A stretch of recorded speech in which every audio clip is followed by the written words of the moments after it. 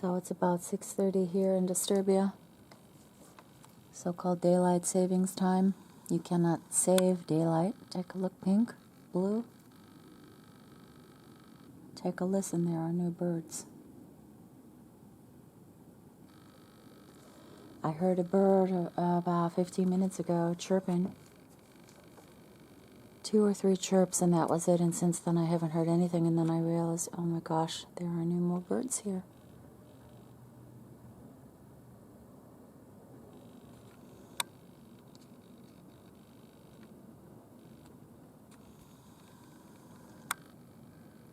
I hear a crow in the background.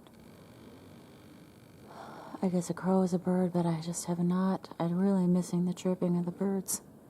This is a sign of the times that we're living in. They're killing the birds and they're killing the bees. Remember that song, The Birds and the Bees? Look at all the trees here. You'd think, oh, now I'm hearing birds. Take a look back here. Take a look. Look what's being pumped out of here. That's an alchemical factory. Look at that. Here as well. With immunity and impunity, and no one sees it. People say, oh, that's just steam.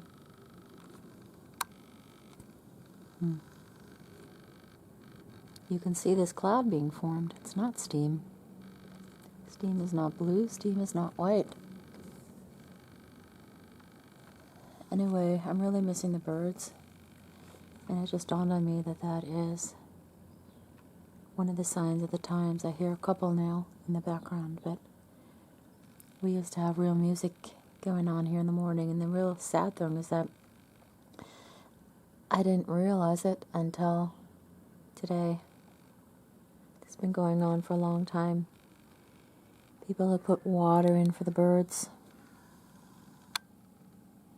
They used to hang food here in these trees, but look at them, they're dying, these bushes.